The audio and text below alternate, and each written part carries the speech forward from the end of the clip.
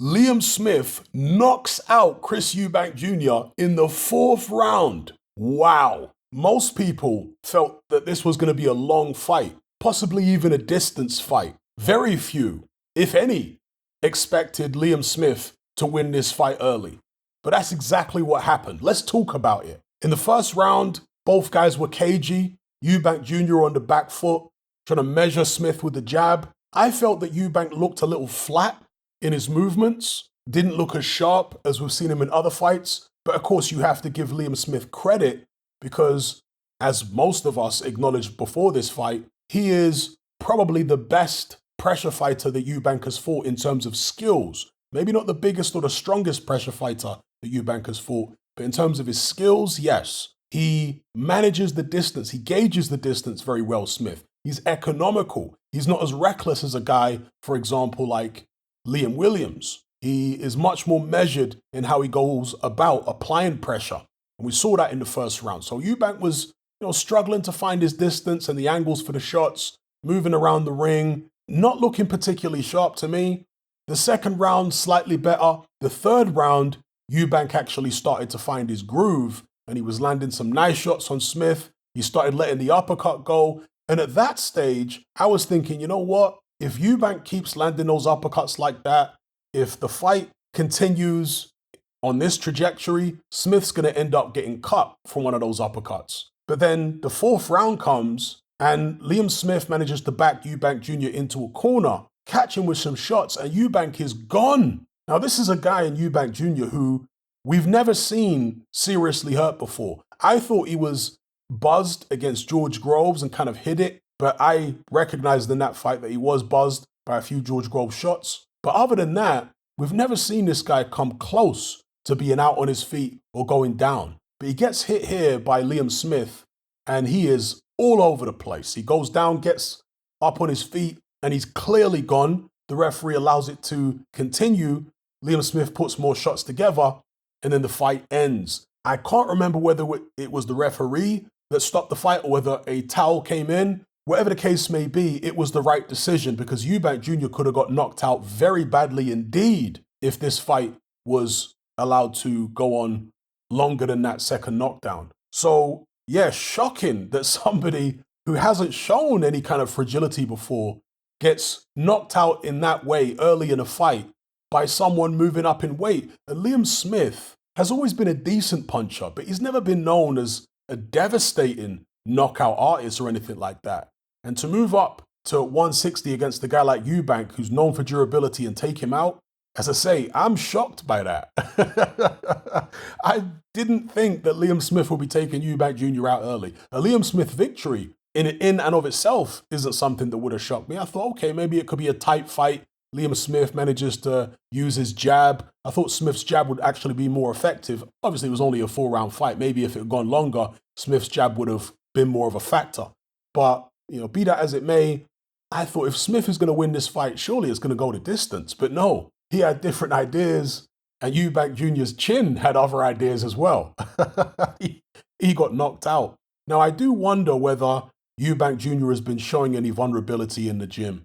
Whether this is the first time this kind of thing has happened to him at all. And the reason I asked that question is because, again, he did look kind of off to me. He looked flat in his movements, even his facial expression. He didn't look completely at the races. When he sat down at the end of the first round, and I'm not making excuses here, I'm just telling you what I saw in the first round, because I didn't make a prediction for the fight as far as I can remember. But when he sat down at the end of the first round, Roy Jones asked him, "Are you having fun?" And Eubank just kind of nodded, and yeah, he is this stoic character. He doesn't really show that much emotion. But I was just looking at his eyes, and I've seen Eubank Jr. in other fights, even against Liam Williams, but going all the way back, for example, to the Nick Blackwell fight, where you could tell he was having fun. The trainer didn't need to ask him the question. You could just tell from the look on his face and his body language and all that kind of thing. But here against Liam Smith, he just looked vacant somehow, almost as if he knew what was about to happen to him. And some fighters can sense these things. They can sense that tonight is not going to be their night and there is disaster in the air for them. And that can manifest in this strange feeling that they have, and therefore they just feel uncomfortable in the ring and what have you. So that's the way it looked to me with Eubank Jr. He didn't seem as sure of himself as we've seen him in the past. And Liam Smith took full advantage of it. And again, I say all this because I'm thinking maybe Eubank has been hurt or something has happened in sparring prior to this. Now, other people are saying that it is the David Haye curse. Because as we know, David Haye has got a horrible prediction record. So it could be the David Haye curse. Maybe it's the Roy Jones Jr. curse. Because when Roy Jones Jr. was at the back end of his career, his chin just turned to marshmallow. And some people say that Roy Jones never had a great chin to begin with, and that's very possible because it was almost impossible to land a glove on that chin with any meaningful force through most of Roy Jones's career. So I guess another question to ask would be, has Eubank Jr.'s chin always been a bit overrated? Because yeah, he's never been down before, he's never been in serious trouble before, but how many times has he really been caught clean? He has been caught clean in certain fights, like for example against Spike O'Sullivan. And Spike O'Sullivan's a decent puncher. You know, if I'm comparing punching power, I would have thought O'Sullivan hits at least as hard as Smith, if not a bit harder. And Eubank Jr. was able to take O'Sullivan's shots, no problem. Bang on the chin too. Against George Groves, he took a few shots, but I felt like his knees did dip a bit against Groves. But still, where did this chink in Eubank Jr.'s armor come from? Where his punch resistance completely failed him. Incredible, dramatic, unexpected, out of the blue. But really, credit should go to Liam Smith for being the one to expose it. Because Liam Williams tried, several fighters since Eubank has been with Roy Jones Jr. have tried.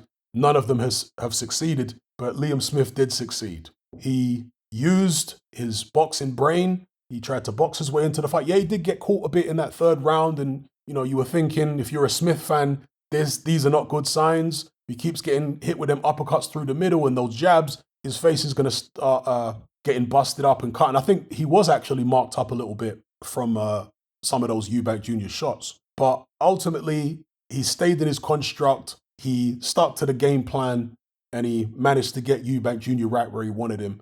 Now, I do want to address the people who have been saying that Eubank Jr. hooking up with Roy Jones was a bad matchup in terms of fighter and trainer. Now, based upon what happened here, you'd have to agree with them. But that is that is now knowing that Eubank Jr.'s chin perhaps isn't what it used to be. If Eubank Jr. had the chin that he used to have, or had the chin that we used to think he had, then maybe he would have won this fight, you know? But of course, Roy Jones was always a guy who traded off athleticism. And trading off athleticism while compromising, let's just say, technique to some extent, compromising traditional defense. That's what Roy Jones Jr. did. And so when his reflexes and his athleticism started to wane in his later years, he started getting clipped and getting knocked out. So Roy Jones was never the technically best fighter at all. And so maybe he's taught Eubank Jr. certain things that are actually incorrect from a technical perspective. But again, if Eubank Jr. had the chin that we thought he used to have, maybe he can get away with taking the odd shot, because you look at the finish or even the first knockdown against Liam Smith, he gets clipped with a right hand and he's just gone from that first right hand. You know, he dips all the way down and he's just gone. Whereas if his chin was as good as it used to be, maybe he takes that right hand, rolls away, comes back with a flurry of shots, but no. So yeah, interesting. There's a lot of things to debate here. I think, as I say, knowing now that Eubank Jr.'s chin isn't up to scratch, and taking nothing away from Liam Smith's power or the accuracy of the shots, because, when it comes to scoring knockouts, it's not just about power, it's also about timing and accuracy. And Liam Smith's shots were very accurate, as in he landed right on the chin.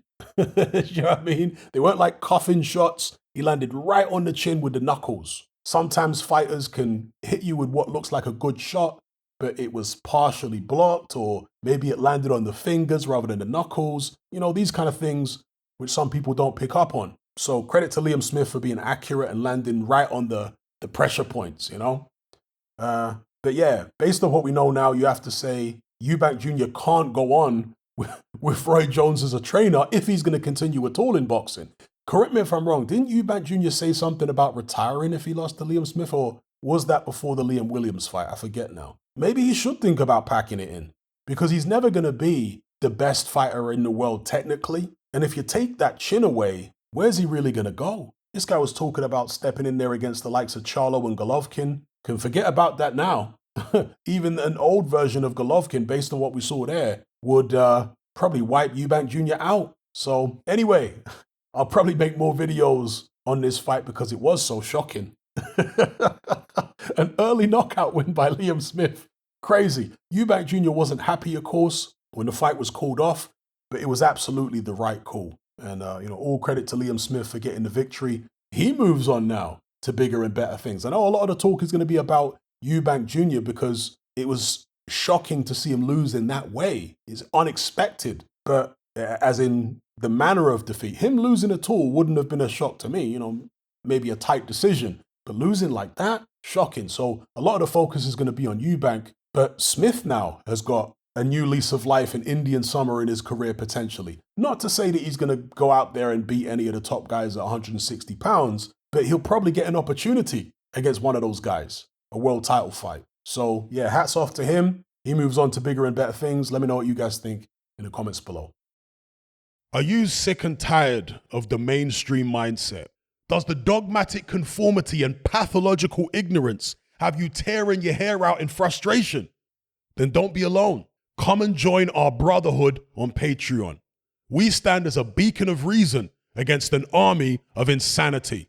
You'll gain access to my weekly topical podcast where we take more deep dives than Jacques Cousteau on an endless variety of subjects. There's also videos, interviews, live Q&As, as well as a vast back catalogue of previous episodes, including my popular Confessions of a Nightclub Bouncer series.